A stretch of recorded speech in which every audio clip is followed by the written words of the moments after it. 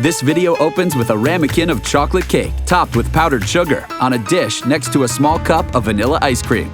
It's Carnival's signature melting chocolate cake, one of the cruise line's most popular desserts. The video shows a small silver saucepan inside a larger black pan of boiling water on an electric countertop burner. Opening text: melting chocolate cake, Carnival. Ingredients are placed around the pans. Text: 6 ounces of butter, 6 ounces of chocolate, and water. As water boils in the black pan, the butter and thick chocolate pieces melt in the saucepan while being stirred. Now ingredients are placed around a bowl. Text: 4 eggs, 1.5 ounces of sugar, and 1 ounce of flour. The eggs and sugar are whisked together in the bowl. Then the flour is mixed in. Next, the melted chocolate is poured into the egg and flour mixture and stirred.